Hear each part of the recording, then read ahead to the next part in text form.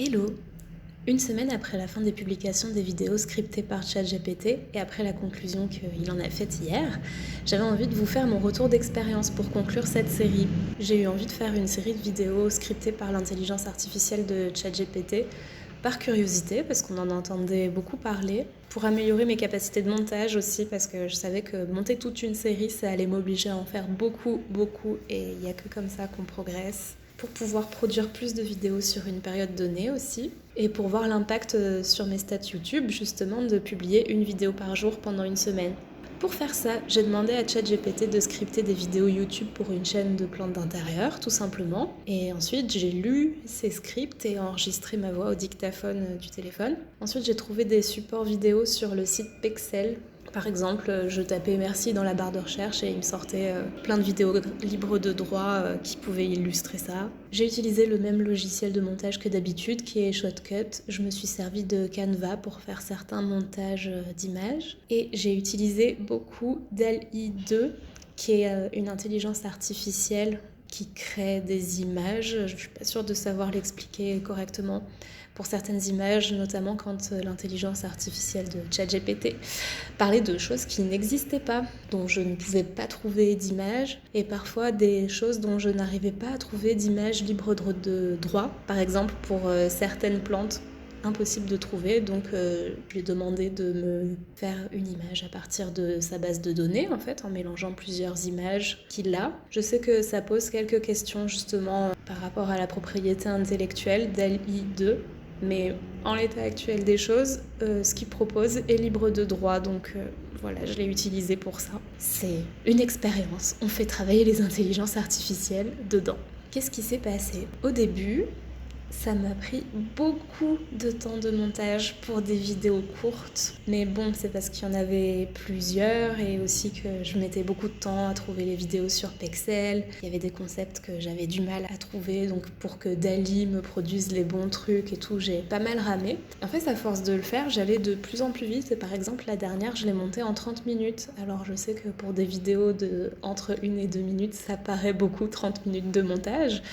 Je vous assure que c'est rien. 30 minutes pour une vidéo, c'est inédit. Bon, d'habitude, mes vidéos sont plus longues, mais 30 minutes, c'est inédit pour moi, vraiment. Normalement, j'y passe des heures. Là, j'ai vraiment progressé, mais les compétences dans lesquelles j'ai progressé, elles me seront peut-être pas utiles à l'avenir pour mes prochaines vidéos, parce que là, le montage que je faisais, c'était de l'inclusion d'images sur un texte parlé, qui ressemble pas beaucoup à ce que je fais habituellement comme montage. D'habitude, je monte plusieurs vidéos qui ont déjà leur propre bande son.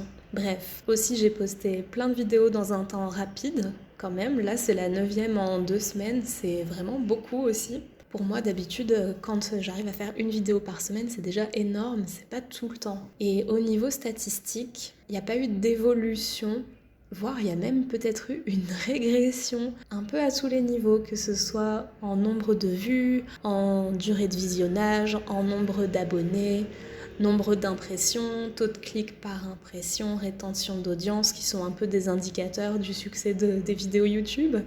Et bah ça a plutôt pas marché. Après, peut-être que ça a ramené une nouvelle audience et qu'il y a des personnes de mon audience précédente qui sont parties parce que les vidéos plantes ça les intéresse, mais les vidéos intelligence artificielle ça les intéresse pas.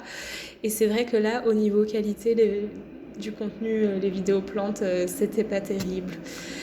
Et il y a beaucoup de choses que j'ai pas aimées en fait. Déjà, vraiment, j'ai fait trop de montage. Est-ce qu'on peut développer des intelligences artificielles pour le montage ? Pitié, c'est vraiment plus important que pour l'écriture de script. Ensuite, de suivre un script qui n'a pas été écrit par moi, et bah en fait ça m'oblige à vraiment le lire. J'ai du mal à broder autour d'un script que j'ai pas écrit, et du coup ça m'oblige à faire des vidéos lues, et trop lues pour le coup. Et à plein de moments aussi, il dit carrément n'importe quoi. Genre dans la première vidéo, il parle de plantes qui brillent dans le noir. J'ai hésité à le couper et je me suis dit que c'était important pour l'expérience quand même.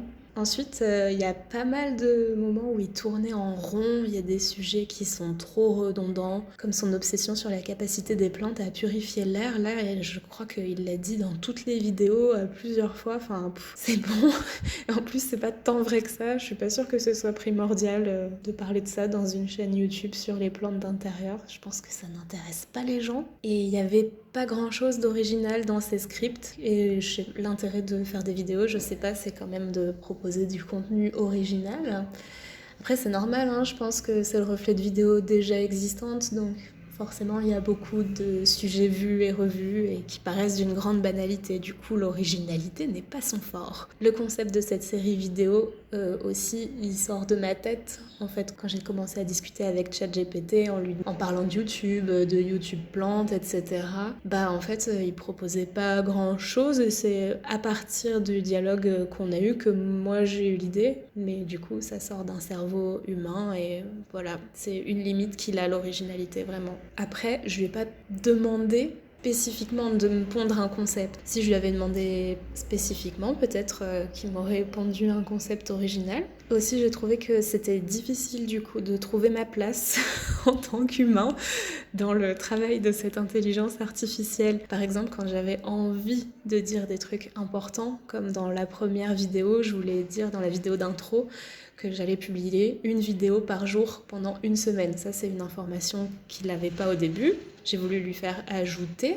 Et en fait, même en reformulant, en lui disant qu'il fallait dire ça a été d'une complexité folle. Il aurait fallu sinon, moi, que je mette carrément. En gros, je laisse faire son truc, je vois qu'il l'a pas mis, moi je le rajoute à la main dans le script. Mais bon, là, l'expérience, c'était pas ça. Donc je l'ai pas fait. Donc j'ai ramé pour finir par l'obliger un peu à le faire. Bon, là j'ai dit pas mal de négatifs, mais en fait il y a aussi beaucoup de choses que j'ai aimées. Déjà, le texte était super clean par rapport à mes autres vidéos. Je bafouille pas, je cherche pas mes mots. Le son est plus clean aussi parce que je suis posée, je parle devant un micro au lieu de me promener partout avec le téléphone qui se rapproche ou qui s'éloigne de ma bouche, selon si je suis à bout de bras pour filmer une plante qui est en hauteur ou tout près parce que ça se passe juste à côté. Ça m'a permis de produire beaucoup et rapidement. Et je répète, mais vraiment 9 vidéos en 2 semaines, dont 7 en 7 jours, c'est un record pour moi. Je me suis améliorée dans le montage, même si c'était l'horreur de faire autant de montage. Je suis plus rapide maintenant, je suis plus propre sur certains trucs, peut-être même sur le son aussi. J'ai découvert ce que c'était que de produire une série de vidéos et c'est très différent de la production de vidéos individuelles. Même quand